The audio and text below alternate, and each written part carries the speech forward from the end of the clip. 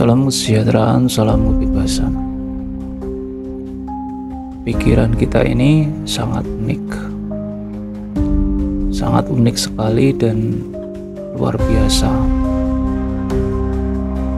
Ketika kita memiliki sebuah fokus akan sesuatu yang diterima melalui panca indera, maka fokus itu akan menulis dan tersimpan di dalam pikiran. Ketika fokus itu berulang dan berulang, dia akan menjadi iman. Setelah dia menjadi iman, dia merevolusi dirinya menjadi realitas kehidupan, dan akan berjalan terus seperti itu dan tidak bisa keluar dari itu. Walaupun di sana tidak ada niat dariku untuk menulis, untuk memasukkan informasi itu ke dalam pikiranku, dia akan berjalan otomatis untuk menulis atau memasukkan ke dalam pikiran, walaupun tanpa ada niatku untuk memasukkannya, untuk menulisnya. Ketika fokus itu ada, otomatis dia akan menulis.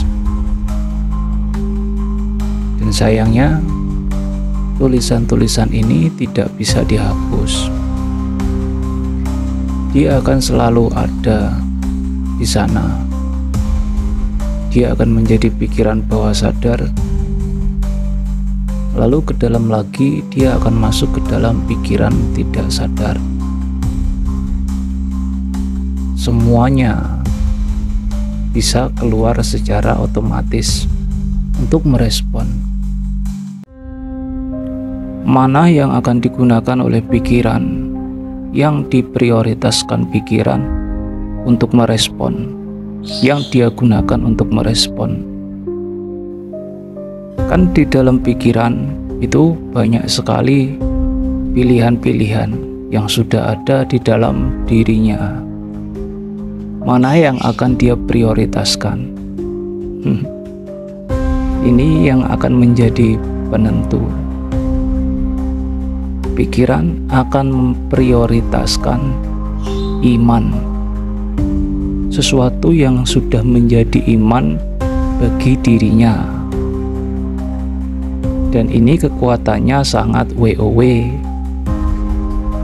karena ketika pikiran sadar menolak apa yang sudah menjadi iman bagi pikiran bawah sadar atau pikiran tidak sadar, maka pikiran bawah sadar atau pikiran tidak sadar akan menolaknya secara mentah-mentah.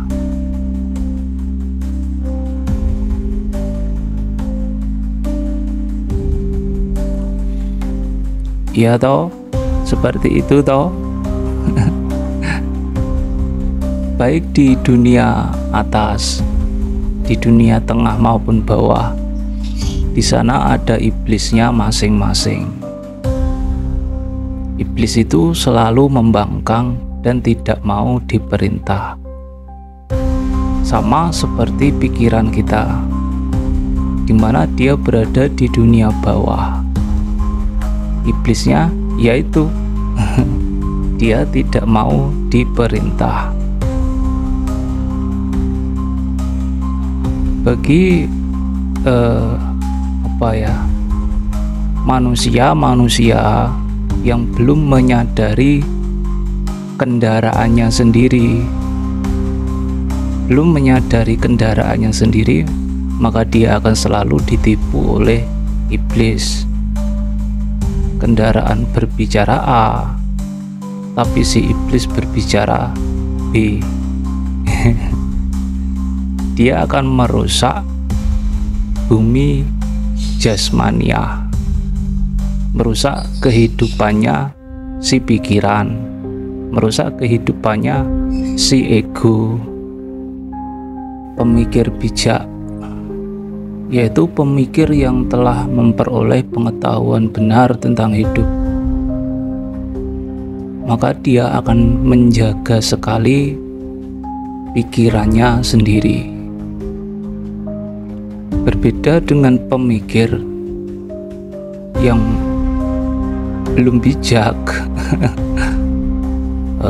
belum memperoleh pengetahuan benar tentang hidup. Dia belum tahu konsekuensi apa ketika pikirannya seperti itu, perasaannya seperti itu, keinginannya seperti itu. Maka nafsu yang dia umbar, nafsu yang dia lepas akan membawa kerusakan. Nah, di sini para pemikir bijak bisa membedakan. Ya toh, seperti itu toh. Di sini pemikir yang belum bijak itu akan kebingungan. Akan kebingungan. Siapa itu si iblis? Siapa itu aku yang disesatkan oleh si iblis? Siapa itu kendaraan? Siapa itu yang menyetir kendaraan? Siapa itu si pemilik kendaraan? Siapa itu nafsu? Dan siapa itu yang bukan nafsu? Seolah-olah semua ini memiliki entitas yang berbeda-beda. Sehingga ketika aku buruk, aku disesatkan oleh si iblis. Ketika bla bla bla, ada malaikat yang menolongku. Ketika aku mati, ada malaikat yang disuruh Tuhanku untuk mencabut nyawaku. Ada berbagai macam entitas yang seolah-olah berbeda, hanya seolah-olah. Iya toh. Maka bagi manusia-manusia yang belum bijak, si pemikir yang belum bijak, si pemikir yang belum memperoleh pengetahuan benar, si pemikir yang belum mengenal dirinya sendiri, bagian-bagian dari dirinya sendiri, maka aturan itu sangat dibutuhkan. Sangat dibutuhkan supaya manusia itu tidak melanggar aturannya sendiri, tidak melanggar imannya sendiri. Di mana aturan dan iman itu? Aturan dan iman itu ada di dalam diri setiap manusia, supaya dia tidak melanggar dirinya sendiri. Kalau dia melanggar dirinya sendiri, maka dia terkena kartu merah. Dia mendapatkan konsekuensinya sendiri. Siapa yang melanggar dan siapa yang memberi konsekuensi, memberi kartu merah, memberi penghakiman, memberi hukuman, itu adalah dirinya sendiri. Aturan-aturan itu ada untuk kebaikan dirinya sendiri. Apakah mau melawan, mau menerobos aturan itu, aturan sendiri, menerobos diriku sendiri? Pikir-pikir dulu Mas. Selama itu yang berbuat, yang melakukan adalah ego, adalah pikiran, maka dia akan dibantah oleh dirinya sendiri yang kekuatannya di atas 80%. Belum lagi di zaman sekarang yang informasi itu bisa tersebar dengan sangat cepat, tersebar dengan sangat luas. Bagaimana informasi itu isinya? Apakah ketika informasi itu sampai pada diri kita, kita memiliki fokus sadar di sana? Ya toh?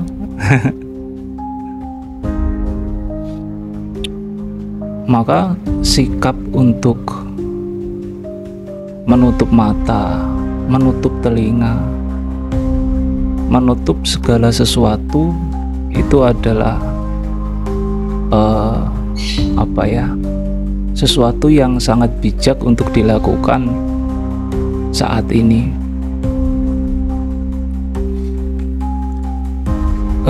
Dari sini maka menghancurkan sebuah negara itu sangatlah mudah, tanpa harus ada peperangan secara fisik. Ketika aturan yang sudah menjadi iman itu dirubah, tidak boleh lagi dilakukan, maka ya hancur negara itu. Karena negara itu didominasi oleh para ego, oleh para pikiran.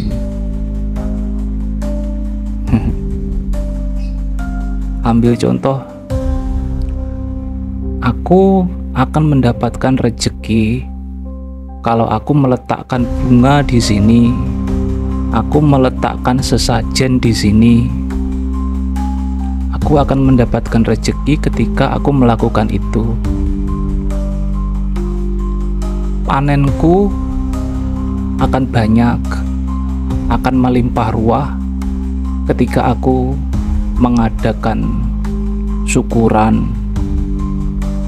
di sawah. Ketika iman-iman itu tidak bisa lagi dia lakukan, tidak bisa lagi dia lakukan, dan iman itu merevolusi dirinya menjadi realitas kehidupan. Maka si ego-ego di sana pun akan menciptakan hal yang serupa untuk dirinya. Rezekinya hancur, banyak terjadi bla bla bla bla di mana-mana. Ya, kok malah kesini? Ya wis ndak apa-apa, sedikit saja. Tapi sepertinya generasi berikutnya, generasi penerus dari manusia-manusia yang sekarang, sepertinya akan lebih baik lagi. Karena akan semakin banyak manusia-manusia yang mengerti tentang dirinya.